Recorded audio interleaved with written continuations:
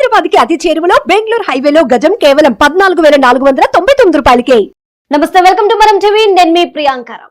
దువ్వాడ శ్రీనివాస్ కి సంబంధించిన ఇష్యూ ఏదైతుందో రోజుకొక కొత్త మలుపు తిరుగుతుంది. ఇదే నేపథ్యంలో దువ్వాడ శ్రీనివాస్ తో రిలేషన్ లో ఉన్న మాధురి ఎవరైతే ఉన్నారో నిన్న కారు అతి వేగంతో పోనిచ్చి తనకు తాను యాక్సిడెంట్ చేసుకున్నట్టు ఆమె చెప్తుంది. ఇదే నేపథ్యంలో మాధురి అడ్వకేట్ అయిన ఆజాద్ గారు వాణికి నోటీసులు అయితే పంపించారు. అసలు ఈ నోటీసులు ఎందుకు పంపించారు, దేనికోసం, ఏం జరుగుతుంది అనే విషయాల్ని ఆజాద్ నడి తెలుసుకుందాము. అలానే ఈ రోజు మనతో పాటు మా political editor and senior journalist కట్ట కార్తిక్ గారు కూడా ఉన్నారు. వారితో కూడా మాట్లాడదాం. నమస్తే. ఓకే, ఏంటి సార్, మాధురి దగ్గర నుండి అంటే వాణి గారికి నోటీసులు పంపించినట్టు తెలుస్తుంది. అసలు ఏంటి ఈ నోటీసులు ఏంటి? ఒకటండి, ఇప్పుడు వాణి గారు ఎవరైతే ఉన్నారో ఆమె మీడియాలో, అలాగే కొన్ని సందర్భాల్లో ఏంటంటే ఈమె మాధురి వాళ్ళ యొక్క పిల్లల గురించి, ముఖ్యంగా వాళ్ళు మైనర్స్ ఉన్నారు ఎవరైతే ఉన్నారో, ఒక 10 years, 8 years, 4 years చిన్న పిల్లలు. సో వాళ్ళ గురించి DNA టెస్ట్ చేయించాలని చెప్పేసి అలాగే కొన్ని మాటలు ఆమె మాట్లాడటం జరిగింది. అంటే ఇక్కడ అంటే మాకు రాజకీయాలకి ఎలాంటి సంబంధాలు లేవు, కానీ ఆమె DNA టెస్ట్ చేయమని చెప్పి చిన్నపిల్లలు హట్ అయ్యారని చెప్పి నిన్న నాకు ఫోన్లో మాట్లాడారు. సో చిన్నపిల్లలు హట్ అయ్యారండి, అందరు పిల్లలు అడుగుతున్నారు ఏంటి మీ అమ్మగారు ఇట్లా ఇట్లా మాట్లాడారు. తర్వాత ఆమె చిన్నపిల్లల విషయంలో కూడా చాలా బాధపడతాం. సో పిల్లల విషయంలో జరిగింది ఏంటనేది, సో పెద్దల వ్యవహారం అనేది సంబంధం లేదు, కానీ పిల్లలు అనేది పిల్లల్ని బయటకు లాగటం కూడా కరెక్ట్ కాదు. దానికి సంబంధించి మేము డిఫర్మేషన్ నోటీస్ ఒకటి పంపడం జరిగింది. అలాగే చైల్డ్ రైట్స్ ఫోరం ఏదైతే ఉందో దాంట్లో కూడా మేము కంప్లైంట్ చేయడం జరిగింది. ఎందుకంటే ఆమె యొక్క వర్డ్స్ ఏవైతే వెనక్కి తీసుకోవాలి. అలాగే అంటే ఇప్పుడు DNA టెస్ట్ చేయించడం అలాంటిదంటే పెద్ద ప్రొసీజర్ అండి. కోర్టు పర్మిషన్ తీసుకోవాలి. దాన్ని సుప్రీంకోర్టు అనేక ఆంక్షలు కూడా పెట్టడం జరిగింది DNAకి సంబంధించి. సో అది లీగల్ పరిభాషలో కూడా అది వైలేషన్ ఆఫ్ హ్యూమన్ రైట్స్, ముఖ్యంగా చైల్డ్ రైట్స్ ఏవైతే ఉన్నాయో, అంటే చిన్నపిల్లల హక్కులకు సంబంధించిన విషయం ఏదైతే ఉందో దానికి సంబంధించి అది కూడా వైలేషన్ ఆఫ్ హ్యూమన్ రైట్స్ వస్తాయి. సో దానిపైన ఆమెకి లీగల్ గా యాక్షన్ తీసుకుంటామని చెప్పి చెప్పడం జరిగింది. అలాగే జిల్లా కలెక్టర్ గారికి కూడా మేము మామూలుగా అంటే చిన్నపిల్లల విషయంలో 1098 చైల్డ్ వెల్ఫేర్ సంబంధించి, సో 1098 కూడా జరిగింది. సో అంటే పిల్లల విషయం అనేది కొంచెం ఓకే, పెద్దల మధ్య సరే అది అనేది లీగల్ గా విషయం, దానికి సంబంధించిన మీడియా అనేది వదిలేద్దాం. కాకపోతే చిన్నపిల్లలు లాగటం అందులో ముఖ్యంగా మనకేంటంటే చిన్నపిల్లల విషయంలో అనేక చట్టాలు చాలా కఠినంగా ఉన్నాయి. So international child rights forum ఉన్నాయో, అలాగే universal declaration of human rights లో కానీ చిన్నపిల్లల విషయంలో అనేక రకాల ఆంక్షలు రావడం జరిగింది. సో దానికి సంబంధించిన క్రైమ్ చిన్నపిల్లలకు సంబంధించి మాట్లాడటం, ముఖ్యంగా మైనర్స్ గుర్తుపెట్టుకోండి, మైనర్ పిల్లల గురించి మాట్లాడటం. సో ఇవన్నీ కూడా DNA టెస్ట్ చేయించాలని వాళ్ళలో చిన్నపిల్లల వరకు నాలెడ్జ్ లేదు కాబట్టి ఎదుగుదల వయసులో ఇలాంటి కామెంట్ చేయడం వల్ల పిల్లలు చాలా బాధపడతారు అనేది. ఆజాద్ గారు, మీరు అన్నారు పిల్లల విషయంలో ఇలాంటి కామెంట్స్ చేయడం చాలా బాధాకరం అని చెప్పేసి అన్నారు. ఇదే నేపథ్యంలో వాణి పిల్లలు ఎవరైతే ఉన్నారో వాళ్ళకి తండ్రి అయిన దువ్వాడ శ్రీనివాస్ కూడా ఆయన బిడ్డలకు సంబంధించి కొన్ని బూతులు మాట్లాడారు, అన్పార్లమెంటరీ లాంగ్వేజ్. అంటే పెళ్లిడికి వచ్చిన పిల్లలపై ఇలా ప్రవర్తించడం, కర్ర తీసుకొని రాడ్ తీసుకొని కొట్టడానికి రావడం, బూతులు తిట్టడం, ఇది కూడా నేరమే కదా. మరి దీనికి సంబంధించి అంటారు మరి? శ్రీనివాస్ గారు చేశారా, మా క్లయింట్ అయిన మాధురి చేశారండి? అంటే ఒక అడ్వకేట్ గా నేను అడుగుతున్నాను, అది తప్పేనా? దాని మీద కంప్లైంట్ ఇచ్చారండి. అమ్మా ప్రియాంక గారు మీరు చెప్తారంటే మీరు మళ్ళీ మనం డైవర్షన్ అవుతున్నాము. ఇప్పుడు మేమేంటంటే మా క్లయింట్ ఎవరైతే మాధురి ఉన్నారో వాళ్ళు మైనర్ పిల్లలు. నేను చెప్పేది అది, ఇప్పుడు మైనర్ పిల్లల విషయంలో ఈ యొక్క రాజకీయాలు కానీ అంటే మీకు చట్టం గురించి చెప్తారు, రాజకీయాలు కానీ అలాగే ఏదైనా పెద్దల మధ్య జరిగిన వ్యవహారాలు ఇవన్నీ కూడా పిల్లలకు అట్ట అయ్యే రైట్ అయితే మనకు లేదు. ఎందుకంటే మైనర్స్ కి సంబంధించిన చట్టాలు చాలా కఠినంగా ఉన్నాయి. ప్రభుత్వం కూడా దాని మీద చాలా సీరియస్ ఉంది. ఇంకా ఒక మానవతా హృదయంగా కూడా చెప్తున్నాం. ఇప్పుడు మీకు తెలియదు హ్యూమన్ గ్రౌండ్ లో పెద్దలు 100 జరగనివ్వండి, చిన్నపిల్లల విషయంలో చేయకూడదు. ఓకే, అది పక్కన పెడతాం. ఇక మీరు అంటే కామన్ గా మీరు అడిగే ప్రశ్న ఏంటి, ఆ వాసు గారు ఆయన ఎవరైతే ఉన్నారో ఎమ్మెల్యే గారు వాళ్ళ పిల్లల మీద అదే మనం చూస్తా ఉన్నాం, పిల్లల మీద ఎగబడతారు, కొట్టడానికి ప్రయత్నం చేశారంటే అది కంప్లైంట్ చేశారండి. కంప్లైంట్ చేశారు, అది FIR నమోదైంది. ప్లస్ ఈయన కూడా కంప్లైంట్ చేశారు. దానికి సంబంధించి నిన్న ఒకటి లీగల్ నోటీస్ ద్వారా పంపించడం కూడా జరిగింది. శ్రీనివాస్ గారు వాళ్ళ భార్యకి ఇది క్రిమినల్ రెస్పాన్స్ అని చెప్పి వస్తుందని చెప్పేసి ఒక లీగల్ నోటీస్ కూడా పంపించారు. యాక్చువల్ నిన్న సండే కదా మనం పంపించారు వారు. మరి ఈ రోజు రీచ్ అవుతాయేమో. నిన్న సండే అవడం వల్ల కొంచెం మాకు గ్యాప్ వచ్చింది. అది నోటీస్ కూడా పంపించడం జరిగిందండి ఆమెకి. తర్వాత పరస్పరం ఇద్దరు కూడా ఫిర్యాదు చేసుకున్నారు. పోలీసు వారు ఎంక్వైరీ చేసి వీళ్ళిద్దరికి FIR కట్టినట్టున్నారు. ఇద్దరి మీద యాక్షన్ తీసుకుంటారు. ఫర్దర్ ఇన్వెస్టిగేషన్ జరుగుతుంది. ఆజాద్ గారు, ఇక మీ క్లయింట్ కి సంబంధించి మరో ప్రశ్న ఏంటి అంటే కనుక ప్రియాంక ఇక్కడ నేను అడదలుచుకుంది ఉమ్. ఆజాద్ గారు చెప్పినట్టు ఉమ్. సరే ఆయన వాళ్ళు ఏదో తప్పు మాట్లాడారు, తప్పు మాట్లాడిన దానికి నోటీస్ పంపించారు, అంతా ఓకే ఉమ్. సరే. కానీ 100 మాటల్లో ఒక మాట తూడి ఉండొచ్చు, డిఎన్ఏ టెస్ట్ అడిగి ఉండొచ్చు, అది తప్పు కావచ్చు, దానికి నోటీస్ పంపించి ఉండొచ్చు. ఉమ్. కానీ ఇక్కడ మొత్తం విషయం ఏంటంటే ఉమ్. మాధురి వర్సెస్ వాణి, మధ్యలో శ్రీనివాస్, ఉమ్. ఇది నడుస్తున్న కదా. ఇప్పుడు ఎవరి భార్య ఎవరు కాదు ఇది సమాజం మొత్తం చూస్తా ఉంది. ఉమ్. కాకపోతే వాళ్ళకున్న ఏకైక విషయం ఏంటంటే ప్రెస్ మీట్ లో కూడా మాధురి కానీ శ్రీనివాస్ కానీ 1-2 సార్లు చెప్తుంది ఏంటంటే సుప్రీంకోర్టు తీర్పు ఉంది, ఉమ్. ఇద్దరు అడల్ట్స్ ఎలాంటి అడల్టరీ సంబంధం పెట్టుకున్నప్పటికీ కూడా అది చట్టబద్ధమైంది కాబట్టి ఆ చట్టబద్ధమైన దాన్ని మేము ఫాలో అవుతున్నాం అని. యాక్చువల్గా వివాహేతర సంబంధాల మీద పెద్ద ఎత్తున గొడవ నేపథ్యంలో వ్యభిచారంకి అడల్టరీ సంబంధానికి డెఫినిషన్ ఇచ్చిన క్రమంలో సుప్రీంకోర్టు ఇచ్చిన ఒక తీర్పుని ఉమ్. కుటుంబ సంబంధాలని పాడు చేసే రకంగా వాడుకోవటం అనేది తప్పు. ఉమ్. నేను అనేది ఏంటంటే స్వేచ్ఛకి సాంప్రదాయానికి జరుగుతున్న యుద్ధంలో స్వేచ్ఛ ఎంతవరకు ఉండాలి అనేది కూడా ఒక డెఫినేషన్ కావాల్సిన పరిస్థితులు కనపడుతున్నాయి. ఉమ్. అంటే అడల్టరీ సంబంధాలు వాళ్ళు ఇష్టం కాబట్టి పెట్టుకోవచ్చు కాబట్టి సుప్రీంకోర్టు దానికి చట్టబద్ధ ఇచ్చింది కాబట్టి కుటుంబాన్ని వదిలేసి ఇంకోళ్ళతో నేను గెటాన్ అవుతాను, నాకు పిల్లలతో సంబంధం లేదు, భార్యతో సంబంధం లేదు, ఒకవేళ అతను గెటాన్ తెలుసుకుంటే అఫీషియల్ గా విడాకులు ఇచ్చి రాయర్ గారే ఎదురుగా ఉన్నారు కాబట్టి నేను అడగదలుచుకున్నాను. వాస్తవంగా ఏంటంటే విడాకులు ఇవ్వదలుచుకుంటే అతను విడాకులు మ్యూచువల్ గా ఇచ్చుకోవచ్చు, మ్యూచువల్ గా ఇష్టం లేకపోతే నాకు ఎవరికి ఇష్టం లేకపోయినా వాళ్ళు విడాకులు ఇచ్చుకోవచ్చు. కానీ భరణం చెల్లించాల్సి వస్తుంది ఇంకా మహా అంటే మహా అయితే భరణం చెల్లించాల్సి వస్తుందేమో. భరణం చెల్లించలేని పరిస్థితుల్లో దువ్వాడ శ్రీనివాస్ లేడు. దువ్వాడ శ్రీనివాస్ భరణం చెల్లించగల పరిస్థితిలోనే ఉన్నాడు. ఆ కోర్టు కూడా ఒక పద్ధతి ప్రకారమే భరణం వేస్తుంది.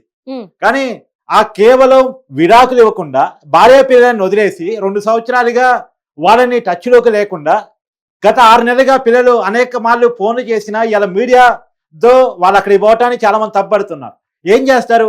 6 నెలలుగా ఈ 6 నెలలుగా కాదు దాదాపుగా 1 year నుంచి వాళ్ళు చాలా ట్రై చేస్తున్నారు. వాళ్ళు చెప్తా ఉన్నారు మా తండ్రిలో టచ్లోకి వెళ్ళటం కోసం మేము చాలా ట్రై చేస్తాం, తప్పనిసరి పరిస్థితుల్లోనే మీడియాను తీసుకొని ఆ ఇంటి ముందుకు పోయి ధర్నా చేయాల్సిన పరిస్థితి వచ్చింది. ఇంట్లో పెరగటానికి సెక్యూరిటీ గార్డ్ ఎందుకు కట్టుకున్నారు? తప్పు కదా. ఇప్పుడు మాధురి మాట్లాడుతున్నారు ఆ రోజు నేను లేను ఉండుంటే పిలిచింది దాన్ని. మరి ఆ సెక్యూరిటీ సిబ్బందిని దువ్వాడ శ్రీనివాస్ పనిని తప్పు పడుతున్నారా మాధురి? తప్పు పట్టలే కదా. ఇంకా ఏమన్నారు? జరిగింది మేము కలిసే ఉంటామని చెప్తున్నారు. అమ్మా మాధురి మీ వల్లే ఇవాళ ఆ కుటుంబంలో ఇబ్బందులు వచ్చినాయి. సరే తప్పా ఒప్పా పక్కన పెడితే ఈ రోజుకైనా మీరు ఆ కుటుంబం నుంచి పక్కకు దొరికితే ఆ కుటుంబం కలిసి ఉండకపోతే విడాకులు తీసుకున్న తర్వాత మీరు కలిసి ఉండొచ్చు, మీరు కూడా విడాకులు తీసుకున్న తర్వాత కావాలంటే. కానీ అఫీషియల్గా ఏదో చట్టబద్ధ వచ్చింది కాబట్టి మీరు ఇలా కొనసాగుతూ పోతూ ఉన్నాం అంటే మీకున్న స్వేచ్ఛని ఇలా వాడుకుంటామంటే సాంప్రదాయాలు పద్ధతులు ఒప్పుకోవు. ఈ సాంప్రదాయాల గురించి గతంలో దువ్వాడ శ్రీనివాస్ గారు చాలా మాట్లాడేవాళ్ళు, పవన్ కళ్యాణ్ విమర్శిస్తూ చాలా మాట్లాడేవాళ్ళు. కానీ మాకు సాంప్రదాయాలతో పని లేదు, విలువలతో పని లేదు, ఈ సమాజంతో పని లేదు, మాకు ఒక తీర్పు అవకాశం ఇచ్చింది కాబట్టి మేము కలిసి ఉంటామంటే దాని సమాజం యాక్సెప్ట్ చేయదు. ఆజాద్ గారు ఇక్కడ మేము మీ క్లయింట్ కి సంబంధించి అడిగేది అంటే ఆవిడ నిన్న ఒక్కసారి సార్ ఒక ప్రెస్ మీట్ లో ఆవిడ ఏమన్నారు అంటే ఇది మా వ్యక్తిగత విషయం, మేము కలిసి ఉంటే దీనికి చట్టమే అడ్డు చెప్పట్లేదు, అప్పుడు నువ్వెవరు అడగడానికి, నా విషయంలో మీరెవరు అడగడానికి అని చెప్పేసి ఆవిడ ఒక మాట అన్నారు. అంటే భార్యాభర్తల మధ్యలోకి అంటే విడాకులు తీసుకోకుండా ఇంకా వారి బంధం నిలబడే ఉన్నప్పుడు వీరి మధ్యలోకి వచ్చిన ఆవిడని ఏమనాలి, అట్లనే ఎలాంటి యాక్షన్ తీసుకుంటది కోర్టు వీళ్ళకి సంబంధించి?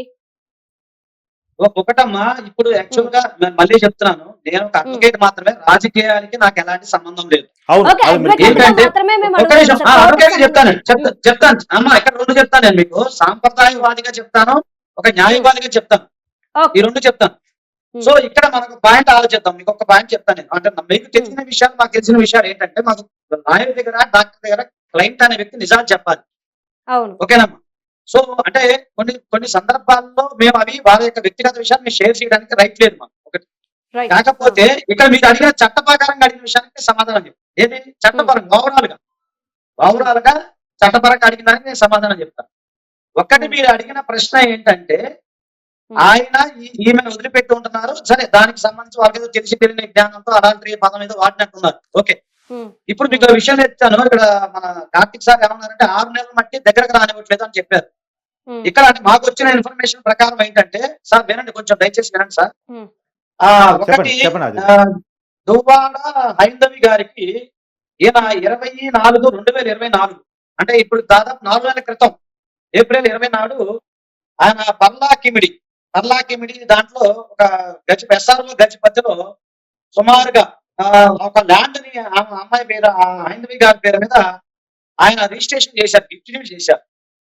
అంటే అది మీకు ఇన్ఫర్మేషన్ వచ్చిందో తెలియదు, నేను మాకు వచ్చిన ఇన్ఫర్మేషన్ మీకు చెప్తాను. తర్వాత దువ్వాడ నవీన గారు అంట, మరి ఇంకొక అమ్మాయి కావచ్చు ఆమె కూడా 24/2024 నాడు అది కూడా సేమ్ గజపతి పర్లాకిమిడి ఒరిస్సా దానికి సంబంధించి ఒక ల్యాండ్ ఏదైతుందో అది కూడా ఆమె పేరు మీద రిజిస్ట్రేషన్ చేయడం జరిగింది, గిఫ్ట్ డీడ్. దాంట్లో కూడా ఏం చెప్పాడంటే property along with absolute rights title interest so rights ఇవన్నీ కూడా మీకు పూర్తి హక్కులతో సహా నేను రాసిచ్చడం ఆయన రాయడం జరిగిందండి. అది మొత్తం ఐందవి గారి పేరు మీద నవీన గారి పేరు మీద 4 నెలల క్రితం ఆయన ఆ పిల్లలకి రాసి ఇవ్వడం జరిగిందన్న. సో ఇదొకటి అండి. ఇంకొకటి తర్వాత మీకు అంటే డైవర్స్ గ్రౌండ్స్ లో ఒక భాగం ఉంది, అంటే ముఖ్యంగా ఫస్ట్ అడాప్ట గ్రౌండ్ కావచ్చు, కాకపోతే ఇంకొకటి ఏంటంటే మీకు డిజాస్టర్ గ్రౌండ్ అని ఉంటుందండి.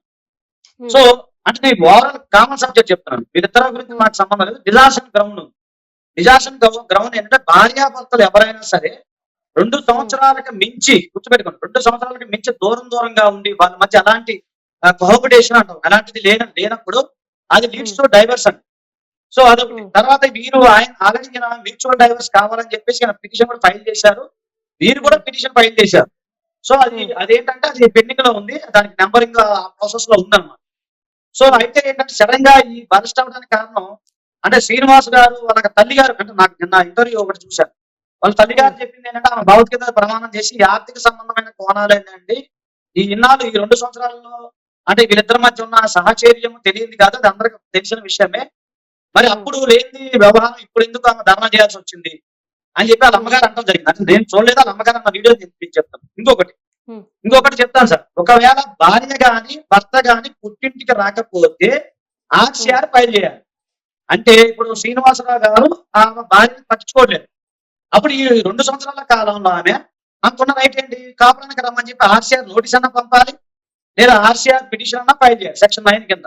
సో ఆ 2 ఆమె ఫైల్ చేయలేదు. అంటే ఆమె యొక్క సంసారానికి సంబంధించిన హక్కులు ఏవైతే ఉన్నాయో ఆమె నిలబెట్టుకోలేదు. అంటే నేను ఏమని కాదు, ఎవరైనా ఏ ఫ్యామిలీ అయినా సరే, అంటే భర్త కాపురానికి రాకపోయినా భార్య కాపురానికి రాకపోయినా 2 years విడిగా కలిసి ఉన్నప్పుడు ఏం చేయాలి, సంబంధిత న్యాయవాదిని సంప్రదించి ఆమె నోటీస్ పంపాలి, ఇట్లా కాపురానికి రావట్లేదు, నువ్వు వేరే దగ్గర ఉంటున్నావు అని తెలిసిన కాపురానికి రామని చెప్పి నోటీస్ పంపాలి మీరు చెప్పినట్టు. సో ఇంకొకటి ఏంటంటే రైట్ చెప్పలేదు, లేదు ఆల్రెడీ 498 ఉంది, ఇప్పుడు సెక్షన్ బిఎన్ఎస్ ఆఫ్ ఉంది 85 ఉంది. సో దాని పరంగా ఆమె చర్యలు తీసుకోవచ్చు. ఇకపోతే మెయింటెనెన్స్, ఒక అమ్మాయికి వివాహం అయిందంటున్నారు, ఇంకొక అమ్మాయికి వివాహం అయ్యేంత వరకు మెయింటెనెన్స్ చెల్లించాలి. ఇప్పుడు వివాహం అయిన అమ్మాయికి మెయింటెనెన్స్ ఉండదు.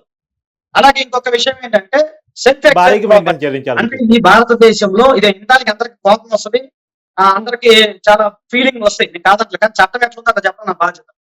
ఒక వ్యక్తి అంటే భర్త సంపాదించిన ఆస్తిలో భార్యకి ఎలాంటి హక్కు ఉండదు. అంటే సెల్ఫ్ ఎక్వైర్ ప్రాపర్టీ గురించి మాట్లాడుతున్నాను నేను చెప్పేది సెల్ఫ్ ఎక్వైర్ ప్రాపర్టీ కష్టార్జితం గురించి మాట్లాడుతున్నాను. అంటే ఇక్కడ భర్తనే కాదు, భార్య సంపాదించినా, ఇప్పుడు మీరు సంపాదించినా, నేను సంపాదించిన కష్టపడి సంపాదించిన కష్టార్జితంలో ఎవరికి రైట్ ఉండదు. సో ఎవరికి ఉండదు రైట్. అది మీరు ఎవరైనా సరే భారతదేశంలో 130 కోట్ల మంది ఉన్నా, 140 కోట్ల మంది ఉన్నా, ఎవరైనా సరే అది అందరికీ వర్తిస్తుంది. ఇక్కడ రాజకీయ నాయకులతో సంబంధం లేదు, లాయర్తో సంబంధం లేదు, జర్నలిస్ట్తో సంబంధం లేదు. ఎవరైనా మేజరైన ఒక వ్యక్తి తనకు తాను జీవితకాలంలో సంపాదించిన హక్కు ఏదైతే ఆస్తి ఏదైతే ఉందో అది ఎవరికి హక్కు ఉండదు, భార్యకు ఉండదు, పిల్లలకు ఉండదు, ఎవరికి ఉండదు. సరే సాంప్రదాయవాదిగా నేను ఇలాంటివి నేను ఖండిస్తాను, ఆ విషయం నేను ఎప్పుడు కూడా ఖండిస్తాను. కానీ ఏంటంటే ఇన్ని అవకాశాలు ఉన్నప్పుడు ఆమె సద్వినియోగం చేసుకోలేదు, ఈ 2 సంవత్సరాల పీరియడ్ కాలంలో సద్వినియోగం చేసుకోలేదు. అది జనరల్ క్వశ్చన్ అండి అడిగేది, నేను కదా కామన్గా అందరూ అడిగే ప్రశ్న. సో ఒకటండి. తర్వాత ఆయన గతంలో మన ఇప్పుడున్న డిప్యూటీ సీఎం గారు మహానుభావులు, సో ఆయనకి వ్యతిరేకంగా మాట్లాడటం వల్ల కొంచెం ఇది వైరల్ అయిందని నేను అనుకున్నాను. సో దానికి సంబంధించి ఆయన మరి ఇప్పుడు తేరుకొని ఏమన్నా మరి ప్రెస్ మీట్ పెట్టి ఆయన క్షమాపణ చెప్తారు లేదా మనకు తెలియని విషయం, అది రాజకీయాలకు సంబంధించిన విషయం. అది నాకైతే రాజకీయాలకు సంబంధం లేదు. ఒక న్యాయవాదిగా ఆజాద్ గారు, మీరు రావణించిన ఎకనామిక్ ఇష్యూస్ సంబంధించి, ఫైనాన్స్ ఇష్యూస్ సంబంధించి ఒక చిన్న క్లారిటీ ఏంటి అంటే, యాక్చువల్గా దువ్వాడ శ్రీనివాసు దువ్వాడ వాణి పెళ్లి జరిగే నాటికి దువ్వాడ శ్రీనివాస్ ఆర్థిక స్థితి ఏంటి అంటే ఒక ప్రైవేట్ స్కూల్ నడుపుతా ఉన్నాడు, అది కూడా చాలా లాసులో ఉంది ఆ రోజు. అయితే దువ్వాడ వాణి వాళ్ళ ఫాదరు అనేక కోట్ల అధిపతి, ఆ రోజుకే పొలిటికల్ గా ఒక స్టాండర్డ్ గా కాంగ్రెస్ పార్టీలో ఉన్న వ్యక్తి, అప్పటికే ఆయనకు పెంచి పేరుంది. అయితే వాళ్ళ ఇంటికి అల్లుడిగా పోయినటువంటి, వాస్తవంగా ప్రేమ దువ్వాడ వాణికి దువ్వాడ శ్రీనివాస్కి మధ్య ఉన్నది లవ్ మ్యారేజ్, ఇదేమో అరేంజ్డ్ మ్యారేజ్ కూడా కాదు. వాళ్ళ పేరెంట్స్ ఒప్పుకోలేదు, దువ్వాడ శ్రీనివాస్ని అల్లుడికి యాక్సెప్ట్ చేయలేదు. ఎందుకంటే దువ్వాడ శ్రీనివాస్ ఫైనాన్షియల్గా ఎదగలేదనే కారణం చేత యాక్సెప్ట్ చేయలేదు. కానీ దువ్వాడ వాణి గట్టిగా ఫోర్స్ చేసి పేరెంట్స్ని ఒక టైంలో ఒక నైట్ కనపడకుండా కూడా వాళ్ళు వెళ్ళి జరిగిన పాత సంఘటన మనం తవ్వుకుని ఏం ఉంది, కానీ వాళ్ళు వెళ్ళిపోయి ఇంకొకటి సార్ అది వ్యక్తిగత విషయాలు మనకేం సంబంధం ఉంటుంది సార్. అవును, అందుకని స్కిప్ చేస్తున్నాను. సరే, అట్టా పెళ్ళైంది. ఆ పెళ్ళైన తర్వాత వాస్తవానికి దువ్వాడ వాణికి సంబంధించినటువంటి ఒక ఆస్తి నమ్మి ఇప్పుడు మాధురితో కలిసి ఉంటున్నారు కదా, ఒక ఇల్లు మమ్మల్ని ఇంట్లోకి వెళ్ళనివ్వండి అని చెప్పేసి అంటున్నారు కదా. ఆ ఇల్లు దువ్వాడ వాణికి సంబంధించినటువంటి, అంటే వాళ్ళ అమ్మా నాన్నకి సంబంధించినటువంటి ఒక ఆస్తి ల్యాండ్ నమ్మేసి ఇల్లు కట్టేసి, అంటే ల్యాండ్ ఇల్లు కాదు, ఇంటి కింద ల్యాండ్ కొనేసి ఆ ల్యాండ్ ని తన పేరుతో రిజిస్టర్ చేసుకున్నారు. సరే, భర్తే కదా, ఆ రోజుకి అంతా ఓకే, వాళ్ళిద్దరి మధ్య ఉన్న అండర్స్టాండింగ్ ఆ రోజుకి ఓకే. కానీ ఆ ఇంట్లో గత 2 సంవత్సరాల కాలంగా వాళ్ళని పోనిట్లేదు, దువ్వాడ వాణిని వెళ్ళని రానిట్లేదు, దువ్వాడ పిల్లల్ని రానిట్లేదు. ఒక విషయం ఉందంటే, పిల్లలకి తండ్రికి ఉండాల్సింది కేవలం ఫైనాన్షియల్ సంబంధాలే కాదు, ఖచ్చితంగా మానవతా సంబంధాలు ఉంటాయి. పిల్లల పట్ల తండ్రికి చూపించాల్సిందే. కోర్టు కూడా మీరు రాయరు, మీరే చెప్పాలి. ఖచ్చితంగా భార్యకి భర్తకి విడాకులు ఇస్తారేమో కానీ పిల్లలకి తండ్రికి ఎలాంటి కటాఫ్లు చెప్పవు. కాబట్టి పిల్లలు కాదు నేను ఒక్క మాట చెప్పనండి. పిల్లలు తండ్రిని కలుస్తామని చెప్తున్నప్పుడు కలవకుండా ఎలో చేయకుండా ఆ ఇంట్లోకి రానికుండా, ఖచ్చితంగా తండ్రి ఉంటే ఇంట్లోకి పోయే హక్కు పిల్లలకు ఉండాలి. అది మరి లాగా ఉందా లేదో ఒకసారి మీరు చెప్పండి. కానీ ట్రెడిషనల్ గా సాంప్రదాయాలు మాత్రం ఖచ్చితంగా మనం పాటిస్తున్న విలువల ప్రకారం అది సాంప్రదాయక హక్కుగా వస్తుంది. తండ్రి ఉన్నటువంటి ఇంట్లోకి వెళ్ళే హక్కు మరి లాగా ఉందా లేదా మీరు చెప్తారు, అది వేరే విషయం. నేను అనేది ఏంటంటే, మనం పాటిస్తున్నటువంటి సాంప్రదాయాలు తండ్రితో కలిసి ఉండే హక్కు పిల్లలకు ఉంది, తండ్రితో బాండింగ్ పంచుకునే హక్కు పిల్లలకు ఉంది. హక్కు ప్రకారం వెళ్తానంటే రానియలేదు, హక్కుతో మాట్లాడతానంటే మాట్లాడనివ్వలేదు. హక్కుతో ఇంకోటి ఏంటంటే, ఈవెన్ దో ఆ ఇల్లు కూడా వాస్తవంగా వానికి సంబంధించాలి కాదు, కేవలం టెక్నికల్ గా దువ్వాడ శ్రీనివాస్ పేరు మీద ఉంటే మాత్రమే అతను చేయటానికి అవకాశం ఉన్నటువంటి పదం. ఇంకొకటి ఏంటంటే, మీరు అన్నట్టు 2 నెలలుగా కంటిన్యూస్ గా కాపురం లేకపోవటం కూడా కాదు. వాస్తవం ఏంటంటే, మీకు తెలుసు మీరు రాజకీయాలను కూడా కొంత ఫాలో అవుతున్నారు. వాస్తవానికి దువ్వాడ శ్రీనివాస్ గారి టికెట్ అనౌన్స్ చేసినప్పుడు 1.5 year క్రితం, 2 years క్రితం కాదు, 1.5 year క్రితం, 1.5 year క్రితం నుంచే వాళ్ళ ఘర్షణలు ఉన్నమాట వాస్తవం. తర్వాత వాణి గారి టికెట్ మార్చారు, శ్రీనివాస్ గారికి కేటాయించిన టికెట్ టెక్కల టికెట్ మళ్ళా వాళ్ళ భార్యకి మార్చారు. ఎందుకు మార్చారంటే, నా భర్త నాతో కలిసి ఉంటలేదు, అతను వేరే సంబంధం పెట్టుకున్నాడు, అది ఇదంటే పంచాయతీ జరిగి లేదు, ఇదే నెగిటివ్ పోతే జనంలోకి, అందుకని ఉమెన్కి ఇద్దామని చేసి మార్చారు. మార్చిన తర్వాత మళ్ళీ శ్రీనివాస్ ఏం చేశాడు, వానితో రాజుని గురించుకొని నేను లేదు కాపురం చేస్తాను, కలిసే ఉంటామని చెప్పేసి మళ్ళా ఇంటికి వచ్చాడు, వానితో కలిసి ఉన్నాడు. కలిసి ఉన్న తర్వాత మళ్ళా శ్రీనివాస్ పేరు మీద టికెట్ మార్చారు, కుటుంబంలో బాగానే ఉంది కదా అని. మళ్ళీ ఏం చేశారు, టికెట్ తన పేరు మీద అనౌన్స్ చేయగానే మళ్ళా ఇంట్లో నుంచి వెళ్ళిపోయి ఇప్పుడు కట్టబడేటువంటి ఇంట్లోకి వెళ్ళిపోయి మాధురితో కలిసి ఉంటాం స్టార్ట్ చేశాడు. అప్పుడు వాణి ఇండిపెండెంట్ గా కూడా పోటీ చేద్దాం అనుకుంది. అప్పుడు కూడా పార్టీ పెద్దలు పంచాయతీ పెట్టారు, పంచాయతీ చేశారు. సో వాళ్ళిద్దరి మధ్య సయోధ్య గురించారు. మీరు అన్నట్టు ఆస్తులు కొన్ని రాపిచ్చారు, పిల్లల పేరు మీద కొన్ని ఆస్తులు రాపిచ్చారు. నేను కాదనేది ఏం లేదు, పిల్లల పేరుతో కొన్ని ఆస్తులు రాపిచ్చేశారు, కాదనేది ఏం లేదు. అంత మాత్రాన ఆస్తులు రాపిచ్చారు కాబట్టి ఇక పిల్లలతో భారత సంబంధం లేదని కాదు. ఆ రోజు ఆయన చెప్పిన మాట ఏంటంటే, ఖచ్చితంగా నా కుటుంబాన్ని ఓన్ చేసుకుంటాను. నాకు ఇప్పుడు వివాహేతర సంబంధాన్ని వాళ్ళు పాయింట్ అవుట్ చేయటం ఎప్పుడు కుటుంబాన్ని డిజైన్ చేసుకున్నారు కాబట్టి, ఇప్పుడు వివాహేతర సంబంధాన్ని లేకపోతే వాళ్ళు కూడా మీరు అన్నట్టు 2 సంవత్సరాల క్రితం నుంచి వాళ్ళ మధ్య సంబంధం ఉంది కదా, ఆ రోజు వాణి గారు పాయింట్ అవుట్ చేయలేదు కదా, నిజమే. కానీ ఈ వివాహేతర సంబంధం కుటుంబాన్ని వదిలేసే వరకు వస్తానని ఊహించలేదు, పిల్లలను కూడా డిజైన్ చేసుకునేంత వరకు వస్తాను ఊహించలేదు. కానీ పరిస్థితిలో చాలా మార్పు వచ్చింది. 6 నెలల నుంచి పూర్తిగా టచ్లో లేకుండా, వాళ్ళ ఫోన్లు ఎత్తకుండా, వాళ్ళ మెసేజ్ రిప్లై ఇవ్వకుండా ఉంటే పరిస్థితిలోనే పిల్లలు ఒక మీడియాను తీసుకుపోయి ఇంటి ముందు ధర్నా చేసే పరిస్థితికి వచ్చారు. అనేక ప్రయత్నాల తర్వాత ఈ ప్రయత్నం జరిగింది.